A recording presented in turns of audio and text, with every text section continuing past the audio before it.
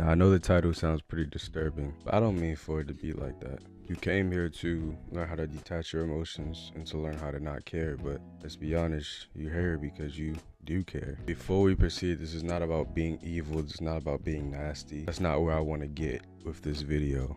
You gotta realize being cold is merely a self-defense mechanism. And being cold doesn't always mean that you have to numb your emotions, that you have to be insensitive to everything and everyone around you. It's merely self-interest. Also, I would like to mention that it's not gonna make you lose emotion. It's not gonna make you into a sad person. It's not gonna make you into a just mean face, mugging everybody type of person. Learning how to be cold is simply learning how to be stoic.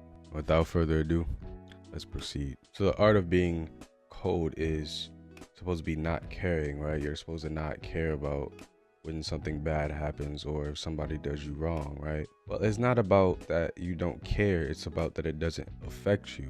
So the most important part of being cold per se, is stoicism. With the Stoic philosophy, you learn to accept things that you cannot change and to change what you can change. Being stoic simply means that you are aware that there are things in this reality that you cannot change and that you are okay with that. Let's say your significant other cheats on you. That's something completely out of your control.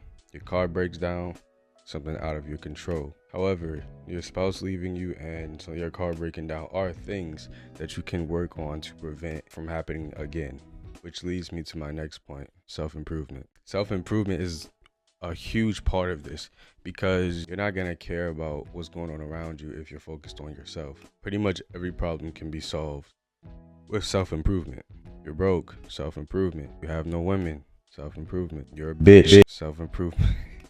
Because if you care about going to the gym or care about making more money, you don't have time to care about your ex or to care about some other unfortunate thing that happens in your life because you're already focused on another thing. The most important thing about being cold is to spare your feelings.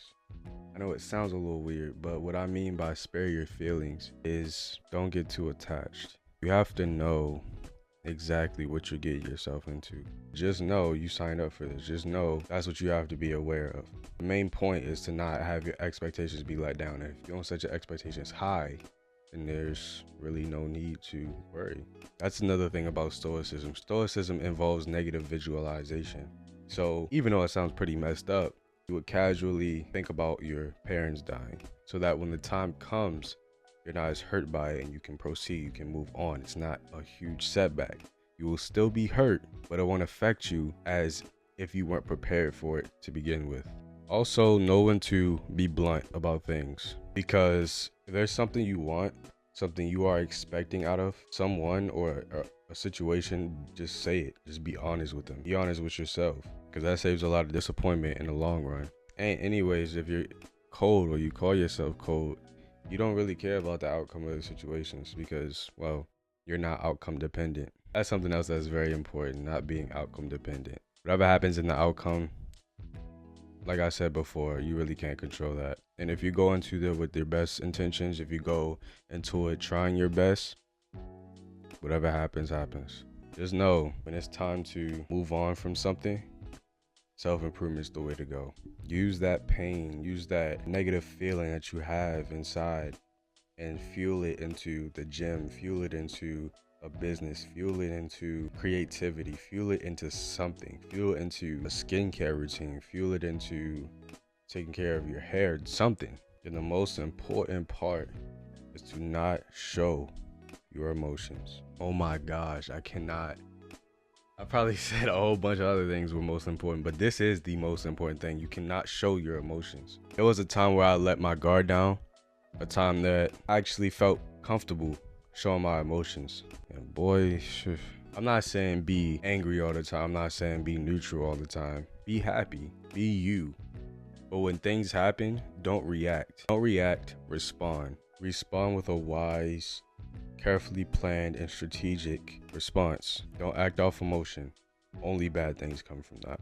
You also must let yourself feel things. Don't put your emotions on the back burner. No, you must allow yourself to feel things. Stay away from people as you do though. Like I said before, You can act like you don't care, but deep down you do care, and that's why you're here. It also helps if you've gone through things as well, like bad breakups or betrayals. It definitely helps to be cold, or it helps aid in the process. The premise is to show people you don't care about a negative outcome, even though deep inside you do care.